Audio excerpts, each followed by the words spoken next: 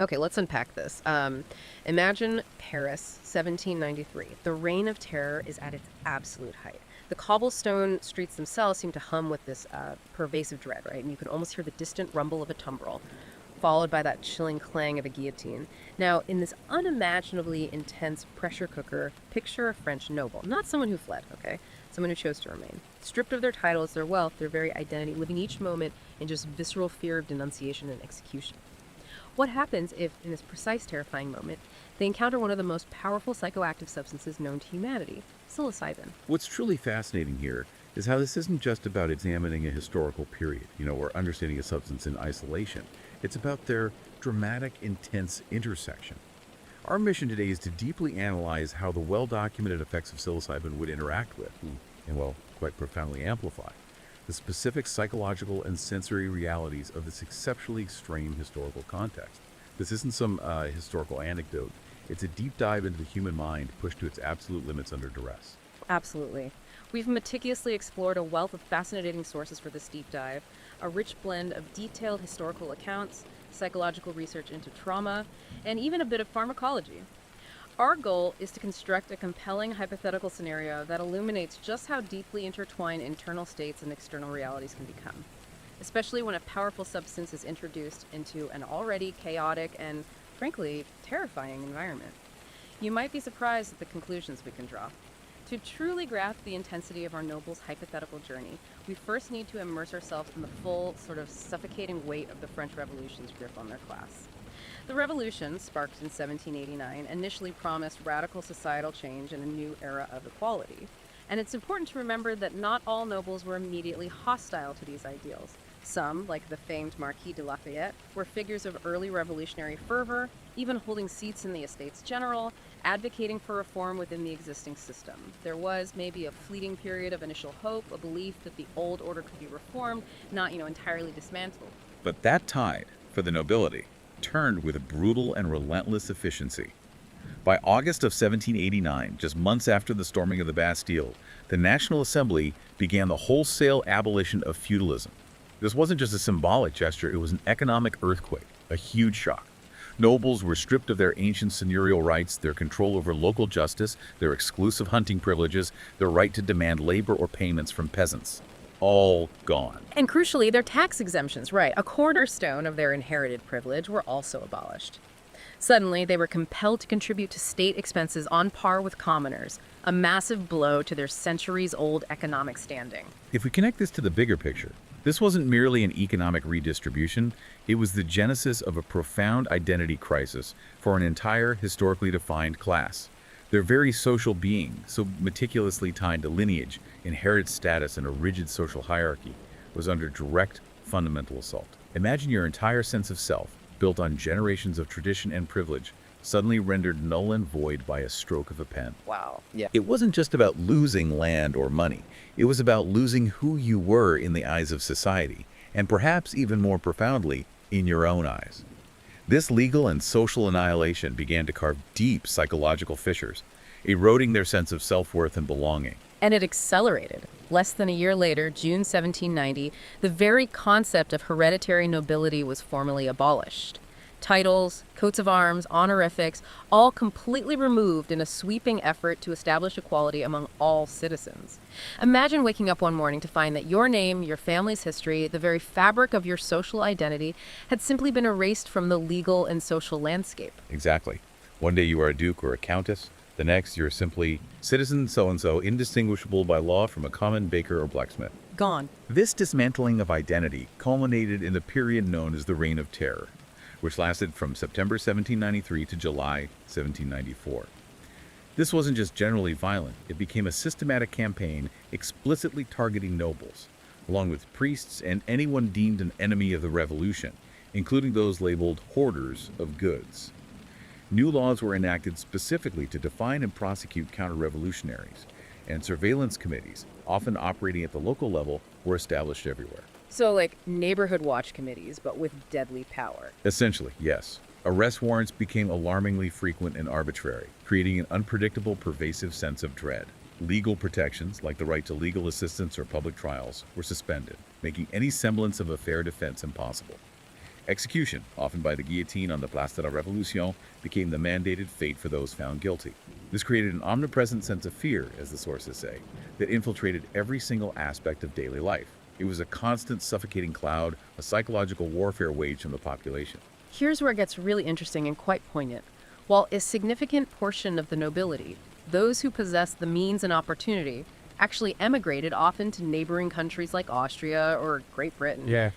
To escape this widespread violence and the looming threat of the guillotine, thousands, perhaps even tens of thousands, chose to remain in France and navigate this perilous new reality. For these individuals, those who stayed, daily existence in Paris wasn't just difficult. It was a constant state of acute panic and the very real, immediate threat of denunciation and execution. And the details are chilling. Our sources reveal that even seemingly innocuous actions, like consuming white bread, which was seen as a luxury associated with the old regime, a symbol of aristocratic excess, could be construed as sympathy for the nobility and lead to a swift, fatal judgment.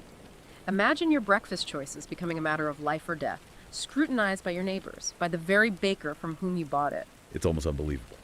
So how do you navigate that? This legal abolition of nobility meant the very foundation of their social being was under direct assault. Nobles were not merely surviving as nobles, they were forced to survive despite their former status, or by publicly renouncing it. This necessitated shedding outward symbols of their former prestige. Where once they wore luxurious silks and elaborate powdered wigs, they now adopted muted cotton clothing and simpler hairstyles. Blending in, trying to disappear. Exactly. They changed their names, often adopting more revolutionary-sounding ones, and embraced revolutionary iconography like the tricolor cockade, the red, white, and blue emblem to publicly signal loyalty.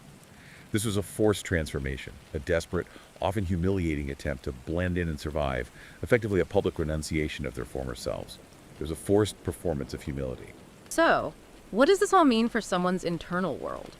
This profound external pressure to conform and conceal would have been accompanied by an intense internal conflict, a deep psychological burden that extended far beyond the immediate fear of physical harm.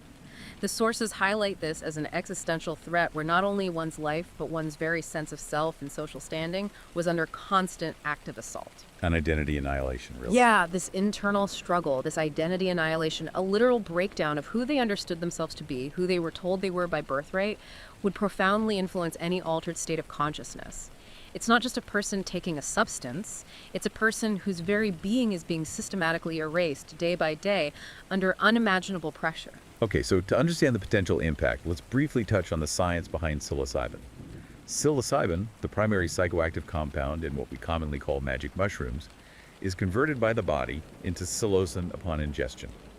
This psilocin then interacts with serotonin receptors in the brain, producing effects somewhat akin to LSD, D-lysergic acid, diethylamide, which is a classic hallucinogen. Right, another powerful one. Indeed. The onset of effects typically occurs within 15 to 45 minutes, and the core experience can persist for 4 to 6 hours. Though the intensity and specific manifestations can vary considerably among individuals, depending on factors like the dose, the potency of the mushrooms, and even their overall health and prior experiences with altered states. So it's not one size fits all. Not at all. Users frequently report experiencing vivid hallucinations, perceiving sights, sounds, or sensations that are not objectively present, alongside a fundamentally altered state of consciousness and a distorted sense of reality. Perceptual boundaries can blur, leading to fascinating synesthetic experiences such as seeing music or hearing colors. Seeing music, wow. And the perception of time can also be profoundly altered, either elongating moments into an eternity of intense sensation or compressing hours into fleeting instants. Emotional responses span a wide spectrum, from states of heightened happiness, creativity, and mental clarity, often accompanied by spontaneous laughter, to intense negative states including anxiety, panic attacks, confusion, disorientation, profound fear, and paranoia. So it can go either way, drastically. Drastically. And physiologically, there are common effects too. These can include a growing numbness, particularly in the facial region, an elevated heart rate and blood pressure, dry mouth, which may lead to sensations of nausea, and sometimes even outright vomiting. You might also experience muscle weakness, involuntary twitching, or even slight convulsions, exaggerated reflexes, profuse sweating, fluctuations in body temperature often leading to chills and shivering, and even a temporary loss of urinary control have been reported. Okay, so some potentially unpleasant physical stuff too. Generally mild to moderate. But some instances, particularly with higher doses or pre-existing conditions, might necessitate medical intervention. Right, and here's where all comes together for our noble. The profound dependence of a psilocybin experience on what we call set and setting is absolutely critical. It's foundational to the nature of the experience itself. Set refers to the individual's current mood, their expectations, their psychological state going into the experience. And setting refers to their physical surroundings, the environment in which they take the substance. These aren't just casual considerations, they are decisive factors in shaping the entire journey. Which raises a really important question for our hypothetical noble. What does this mean when the setting is inherently and overwhelmingly hostile, traumatic, and characterized by excessive stimulation, as revolutionary Paris certainly was? Right. And their internal psychological state would be dominated by pervasive anxiety, intense paranoia, and profound existential dread.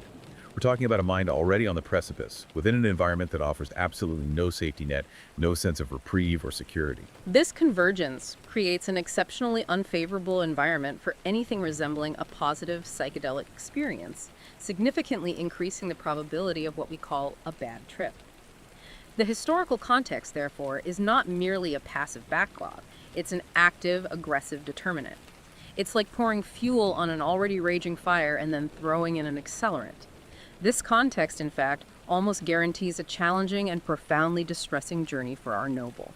To bridge this further, let's understand psychic trauma as an event that overwhelms existing defenses against anxiety, leading to a breakdown of an individual's sense of self. For our noble, the constant, imminent threat of arrest, public denunciation, and execution wouldn't be a one-off event.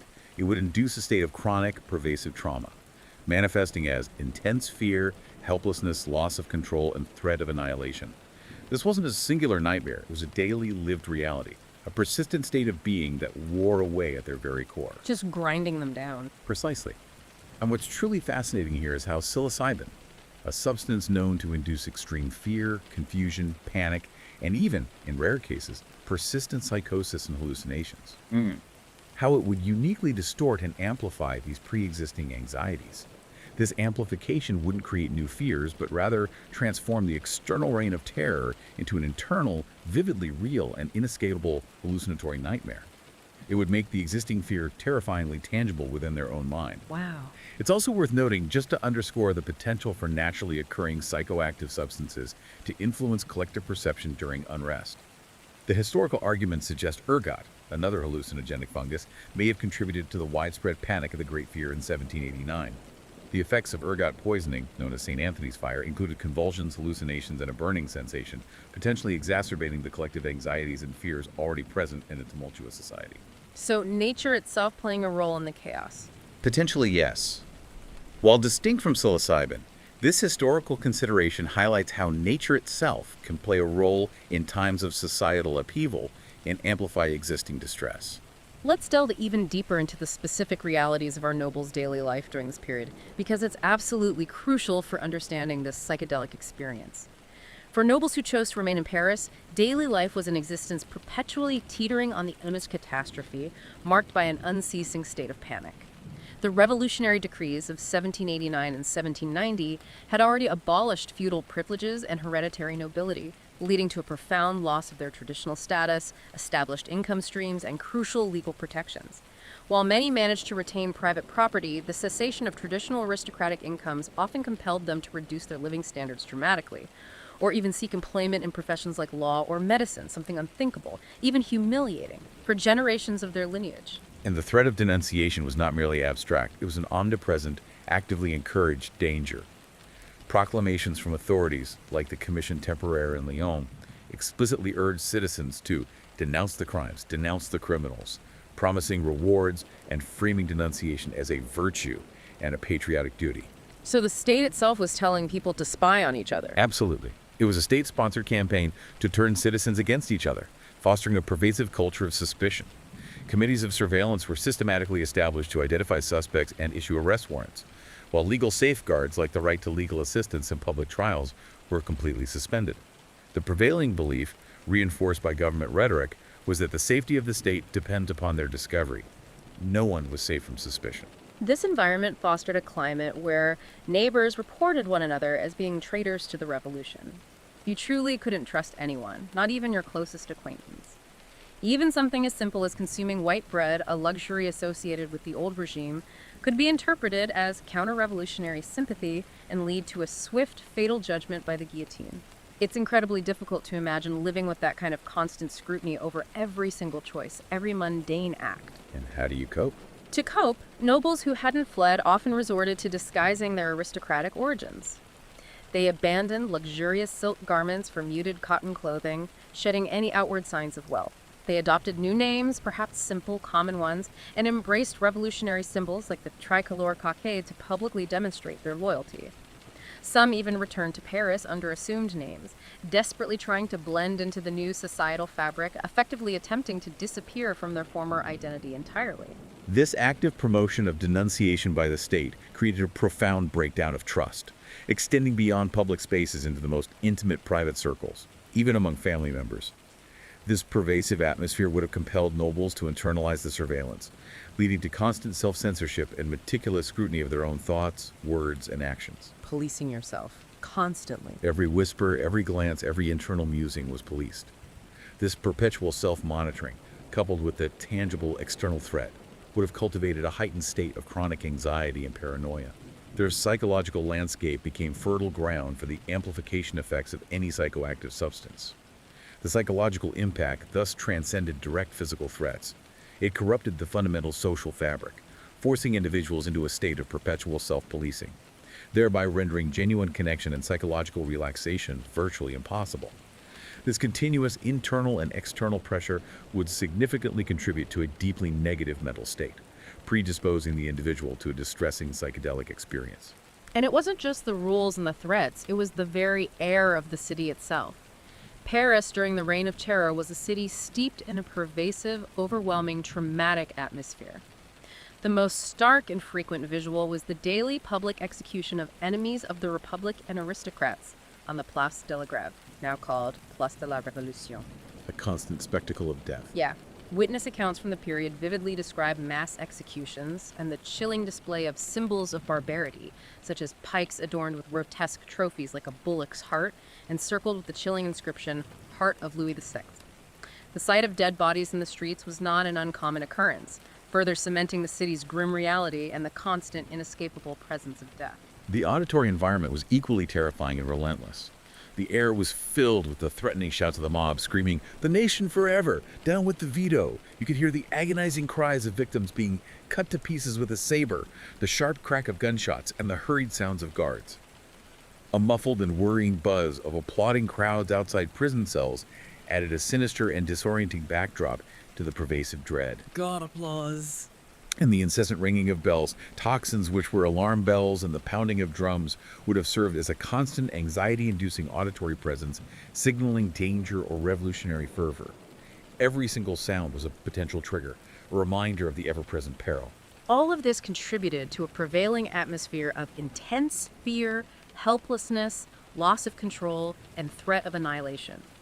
There was an unbearable weight and an imminent threat for the prisoners destined to slaughter, a state of constant anticipatory dread that gnawed at their very soul.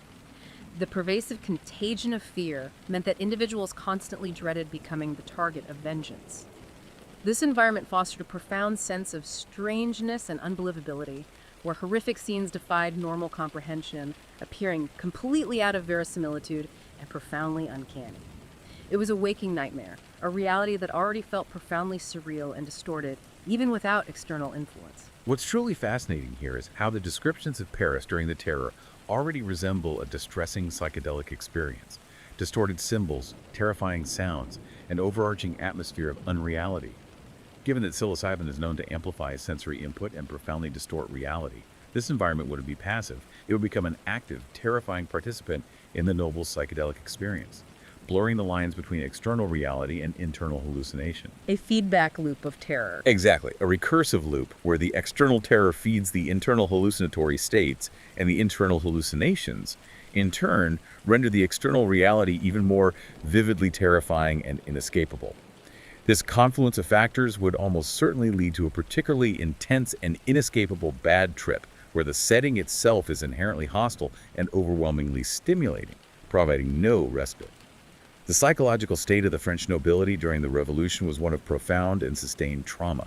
Historical accounts consistently note that the French aristocracy and nobility have been in a state of panic for years leading up to and throughout the Terror.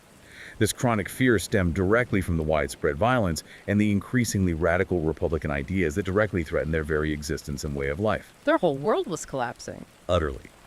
The threat of the guillotine was not an abstract concept but a daily reality. Aristocrats were executed daily on the Place de la Grève. This created a constant state of grave and imminent danger, leading to a pervasive traumatization characterized by intense fear, helplessness, loss of control, and threat of annihilation. The psychological response often included patterns of denial and hypervigilant repetition, as individuals struggled, often futilely, to cope with the overwhelming reality. And the paranoia was deeply ingrained, almost a survival mechanism. It was systematically fueled by the revolutionary government's rhetoric, which constantly warned of conspirators and plots against the Republic, painting a picture of enemies everywhere. The incessant call for denunciation meant that trust was shattered. Every individual, even acquaintances or family members, became a potential informer. This fostered a conspiratorial worldview where shadowy forces were always fomenting new plots against the revolution, creating an environment of perpetual suspicion. You couldn't trust anyone, anywhere, at any time, not even yourself. So what does this all mean for our noble?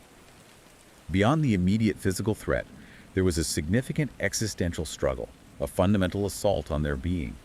The abolition of titles and privileges represented the unraveling of an identity intrinsically tied to lineage, inherited status, and a rigid social hierarchy. This profound loss of self, coupled with the sudden destruction of all hierarchy, would have induced a deep sense of fragmentation and derealization. That feeling that nothing's real. Exactly. The disquieting feeling that nothing is real, that no one else really exists, or even the terrifying thought, I am not me.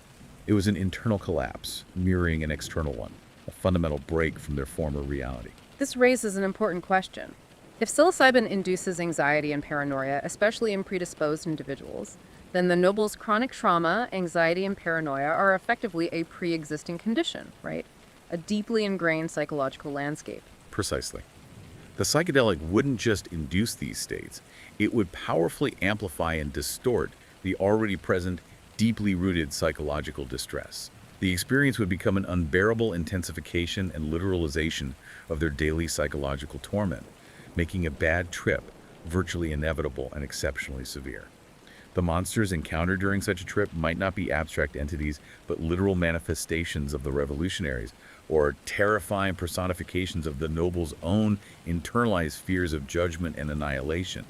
It's a direct reflection made real and inescapable. Okay, so with that vivid context in mind, let's step into the hypothetical journey itself. Our noble has somehow ingested psilocybin, perhaps hidden in a meager meal or disguised in a drink. Within 15 to 45 minutes, they would begin to perceive the initial physiological effects. A growing numbness might spread, particularly across the face, accompanied by a noticeable increase in heart rate and blood pressure, a chilling echo of the physical fear they already live with. Right, their body is already on high alert. Exactly. A dry mouth, potentially leading to sensations of nausea and even outright vomiting, could also manifest, adding to their physical distress. Muscle weakness and involuntary twitching might set in, alongside exaggerated reflexes, profuse sweating, and a fluctuating body temperature, often followed by chills and shivering. As these physical sensations intensified, subtle perceptual shifts would begin to emerge. Colors might appear more vibrant and saturated. Perhaps the muted grays of their cotton clothing would suddenly burst with alarming reds or blues.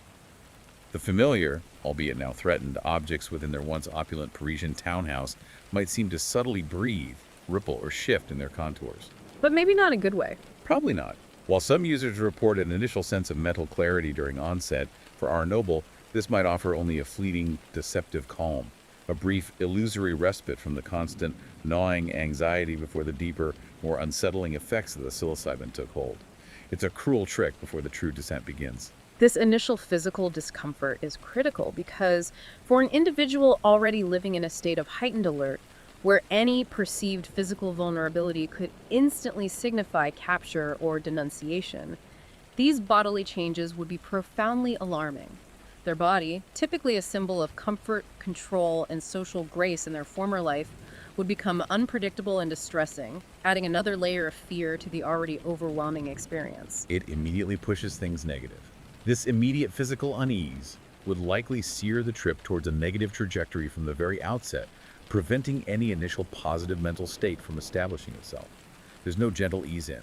It's straight to unsettling, threatening territory where their own body becomes an enemy. As the psilocybin reached its full effect, the nobles' emotions would become profoundly heightened. However, given their pre-existing psychological state of extreme fear, confusion, or panic, this amplification would overwhelmingly lean towards negative affect. Amplifying the bad stuff. Totally. The subtle perceptual shifts experienced during onset would rapidly escalate into pervasive distortions of reality. The familiar sounds of Paris, the distant shouts of the mob, the incessant ringing of church bells now repurposed as revolutionary toxins, the rumble of carts on cobblestones would become terrifyingly amplified and distorted.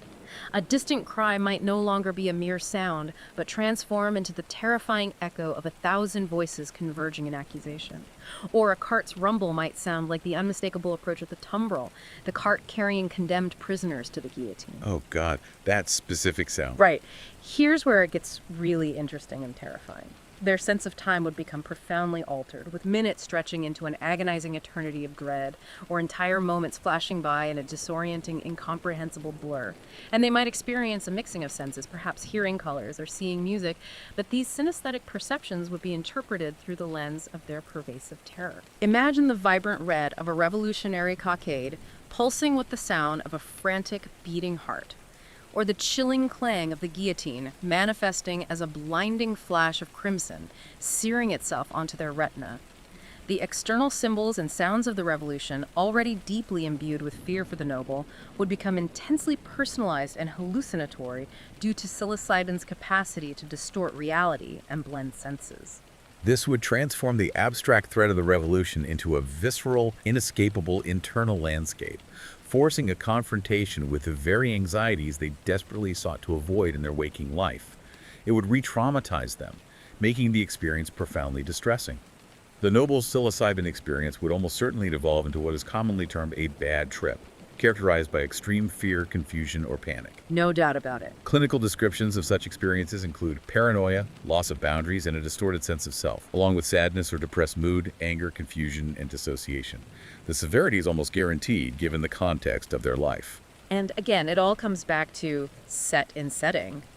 Their pre-existing psychological state marked by chronic anxiety, hypervigilance, and a profound fear of denunciation and execution would act as a powerful negative set, significantly increasing both the probability and the severity of a distressing experience.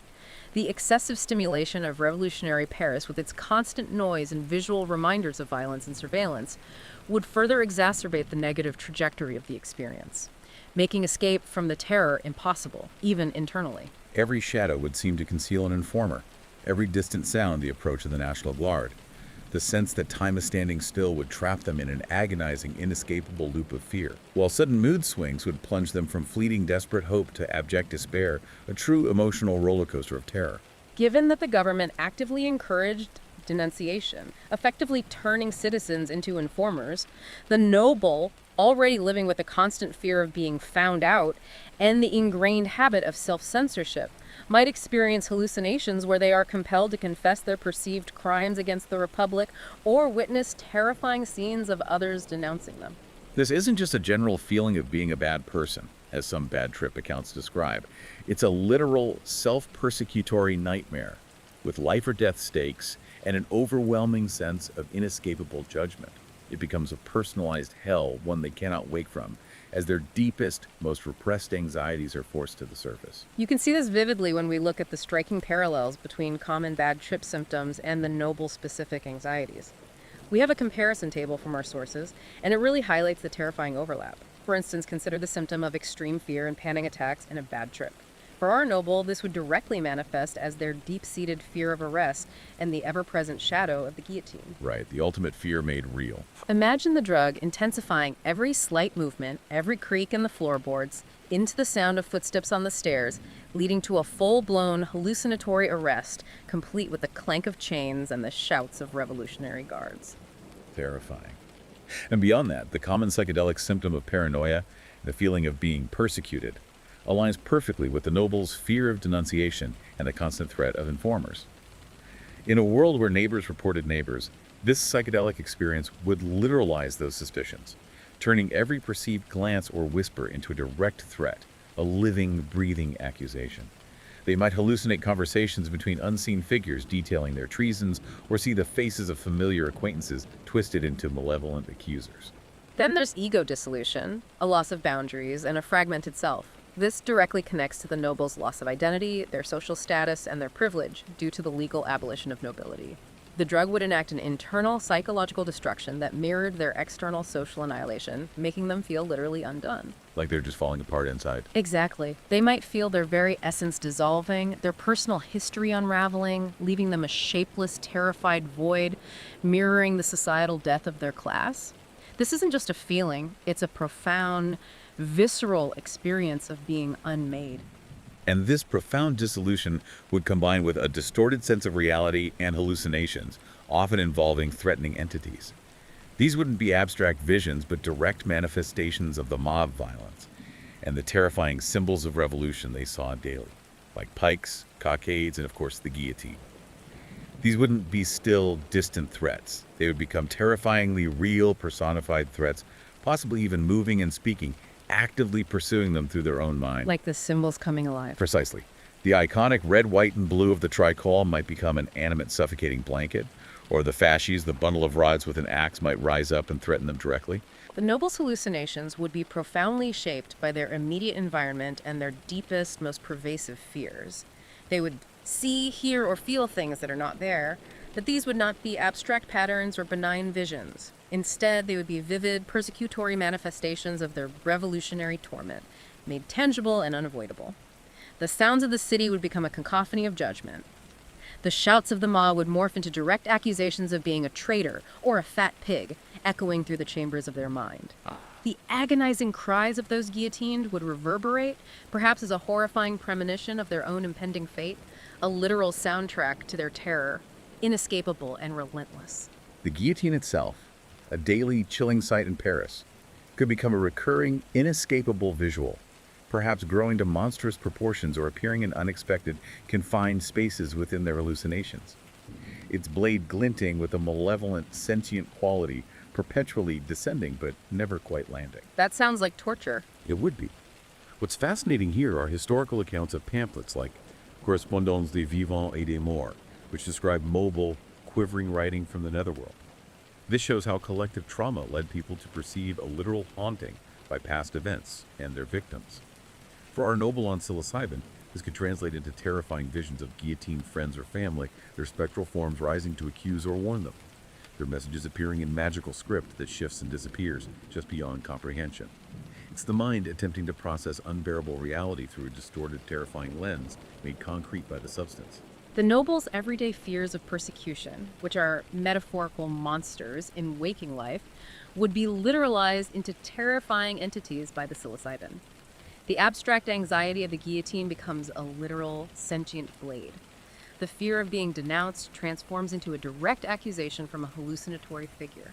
This forces a confrontation with their deepest fears in a concrete, terrifyingly real way, potentially leading to profound distress that lingers long after.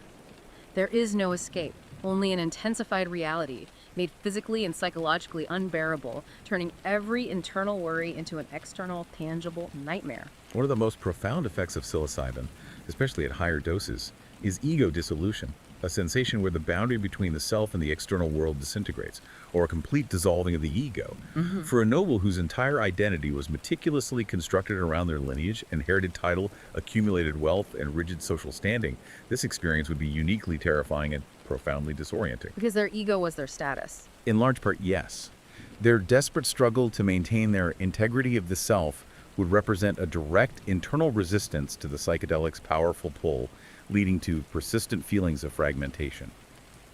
This resistance would likely amplify the distress, making the dissolution feel less like a release and more like a violent tearing apart. They might experience the harrowing thought, I am fundamentally alone, I am not me, a literal manifestation of the abolition of their hereditary titles and stripping of privileges.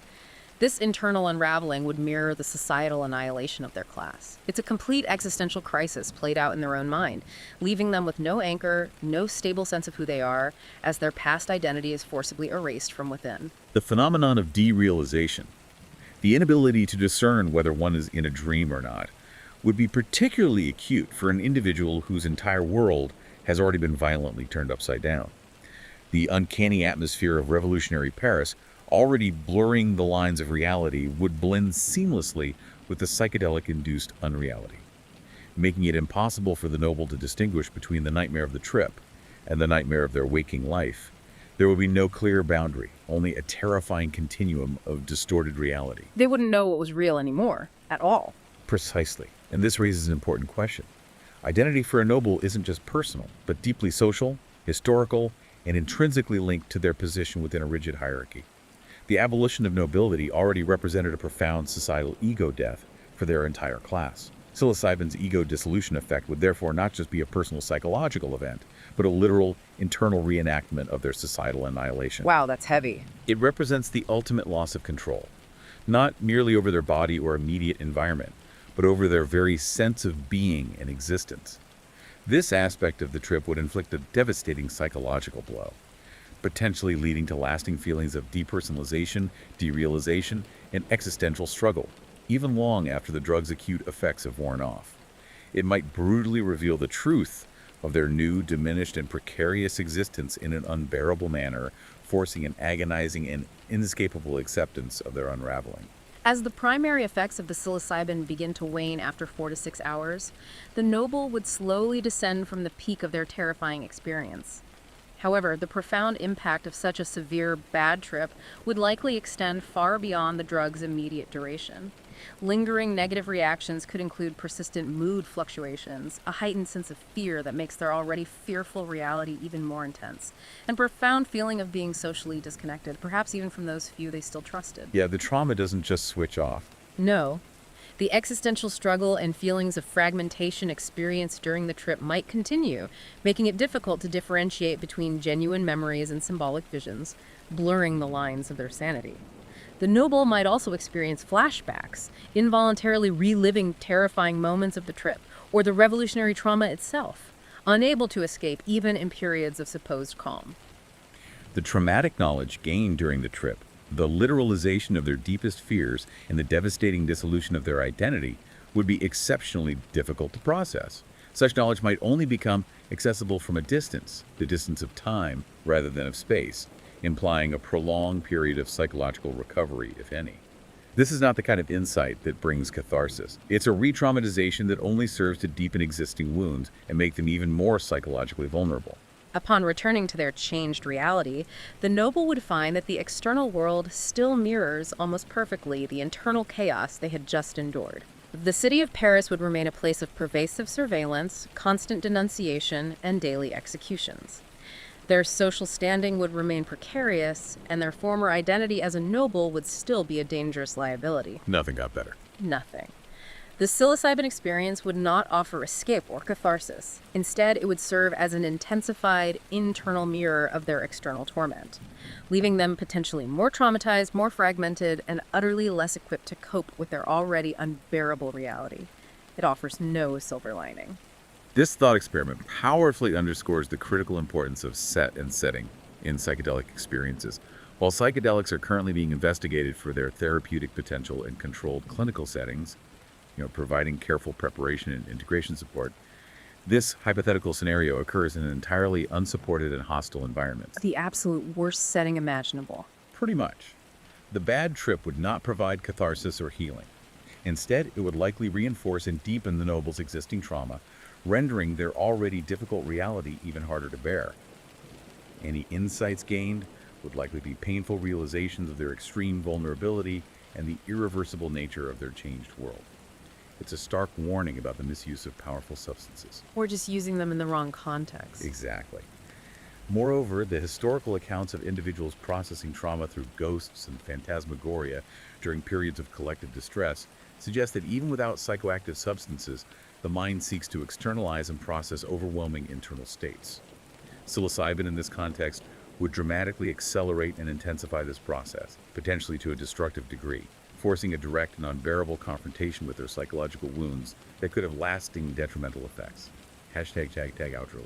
This deep dive into a noble's hypothetical experience during the Reign of Terror truly shows how a psychedelic journey isn't a universal phenomenon, but profoundly personalized by your psychological state and environment. For this noble, it wasn't an escape or a moment of enlightenment, but a hyper-real internal reenactment of their daily torment. It was a confrontation with their deepest fears, not an avoidance, and it left them even more vulnerable and scarred. This thought experiment offers valuable observations into the extreme psychological pressures faced by individuals during periods of profound societal upheaval. It underscores how the human mind, when already pushed to its limits by trauma and fear, can be further destabilized by substances that alter perception.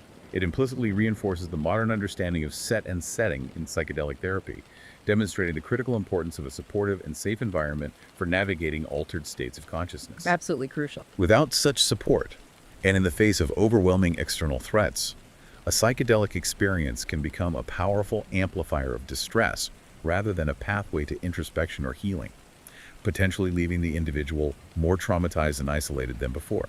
So as you go about your day, think about this. If external reality can be so distorted by fear and anxiety, how often do we unknowingly navigate our own daily lives under the influence of our internalized historical and personal traumas, even without the aid of a substance? What bad trips are we perhaps already on, and what insights might we gain by simply being more aware of our own set and setting in our everyday lives?